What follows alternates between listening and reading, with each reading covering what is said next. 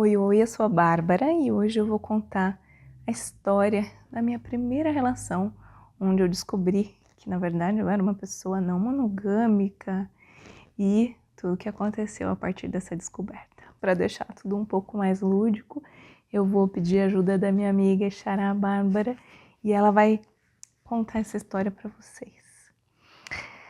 Bom, Bárbara já tinha amado. Aos seus 28 anos já tinha gostado profundamente, mas ela sentia algo que a incomodava. Era um sentimento que a acometia a certa altura de todas as relações. Era um sentimento de sufocamento. Bárbara se incomodava muito quando começava a sentir isso, porque ela sabia que amava aquela pessoa, mas, ao mesmo tempo, como pode, né? Esta natureza dos sentimentos, duas coisas que parece que não caberiam no mesmo lugar, o amor e o sentimento de sufocamento. Então, quando Bárbara, a certa altura da relação, começava a sentir isso, ela ficava preocupada, porque estava então chegando algo que parecia um ultimato. Você vai ter que escolher o amor ou a liberdade. Porque como pode, todos lhe diziam, você amar e ao mesmo tempo querer a liberdade? Então Bárbara pensava que na verdade poderia haver algo de muito errado com ela. A certa altura de sua vida, ela decidiu que não ia mais procurar o amor, porque se o destino era este da sensação de sufocamento, então ela teria que se contentar com viver relações rasas, porque viver um amor profundo necessariamente ia dar neste ponto e ela iria sair machucada novamente, assim como machucar a outra pessoa também.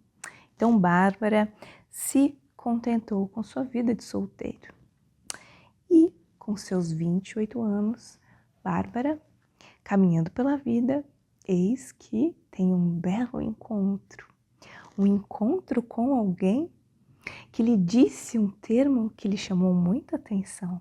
Esta pessoa falou amor livre. Bárbara sentiu que tinha encontrado um pote de ouro que nunca, na verdade, imaginou que existia. Ah, que boa sorte a dela encontrar alguém que também fazia questão da liberdade. Pois então Bárbara se arremessou de cabeça nesta relação, amou profundamente como já havia amado, mas teve algo a mais. Ela amou intensamente e de uma maneira que na verdade ainda não tinha experimentado, porque algo de diferente havia nesta relação.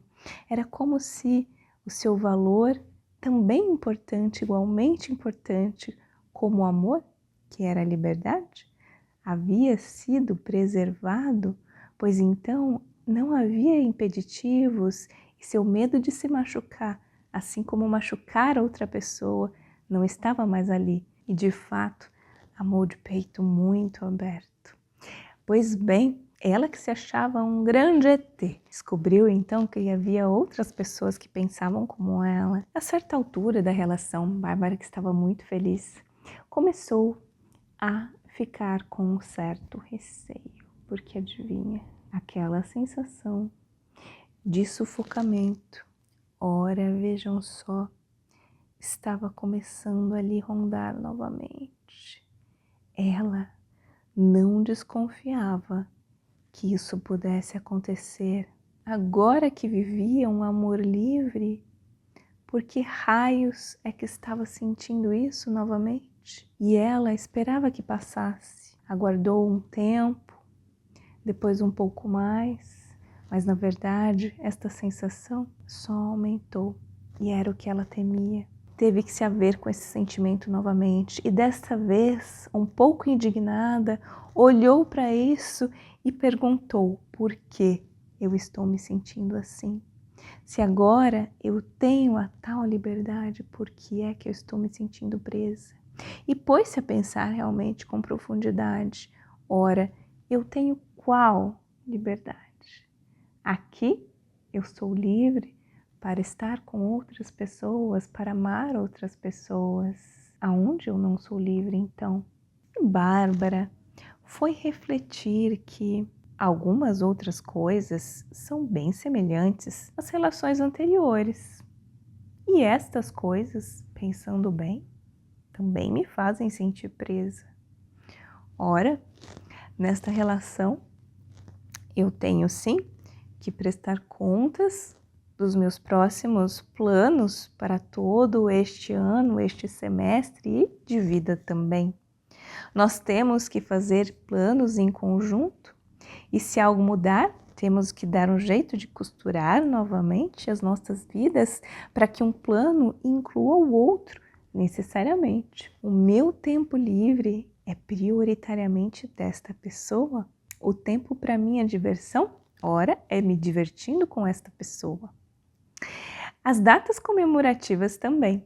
Temos que fazer planos juntos, principalmente porque se não acontece algo de muito errado, existe ali. Nós vamos nos ver todos os finais de semana, era este o combinado.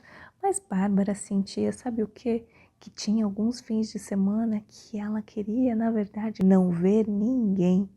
Nem esta pessoa, nem mais ninguém. Mas aquela pessoa iria se sentir desabastecida, porque havia ali um combinado, mesmo que não fosse dito, de que ela era responsável por fazer esta pessoa nutrida de carinho, de afeto, de sexo, de compreensão, de amor, de companheirismo, de parceria, de amizade, de desabafo, de toque físico, de acolhimento, de todas estas coisas que estão da ordem do íntimo, não é mesmo? E esta pessoa também era responsável por abastecê-la.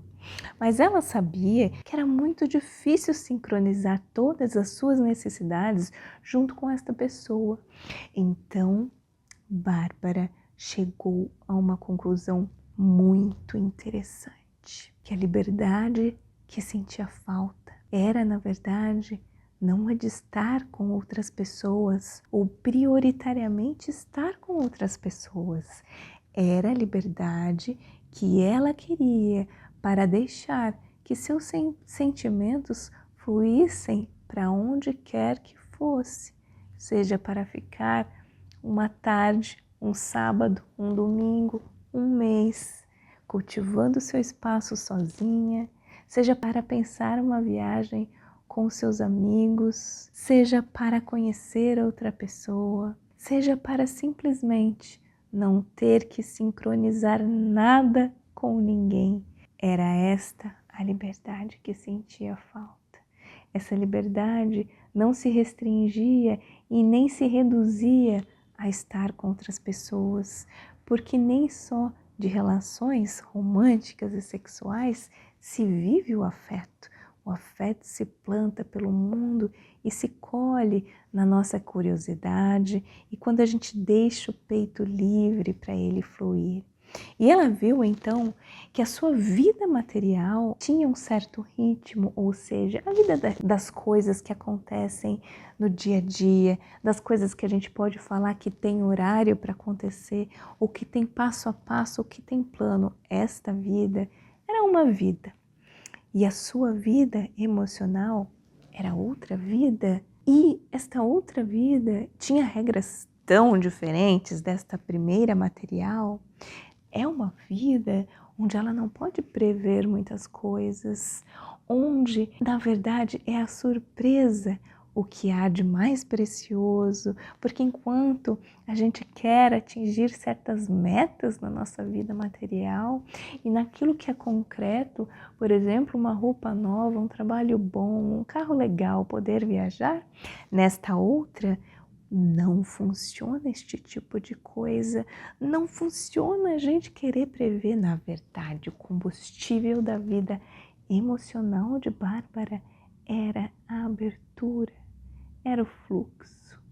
E ela descobriu que ainda assim, ela podia amar profundamente e fazer bem para ela e para outras pessoas quando estas pessoas tinham o mesmo pensamento, com este valor em comum. Muitos bons encontros aconteceram e Bárbara, que já estava começando a temer o fato de se ver sozinha novamente, desidentificada novamente com esta pessoa que tinha lhe falado de liberdade, mas as suas liberdades não eram iguais.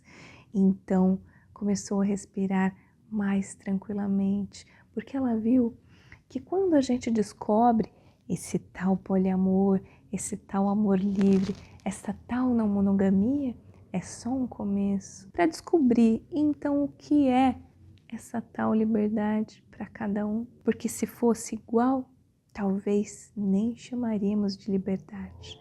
Então, quando a gente entra neste mundo em que não existem mais essas regrinhas todas, essas regrinhas que vêm junto com as relações, que a gente nem precisa dizer e nem precisa combinar, mas elas já estão ali. Elas vêm num pacotinho todas juntas.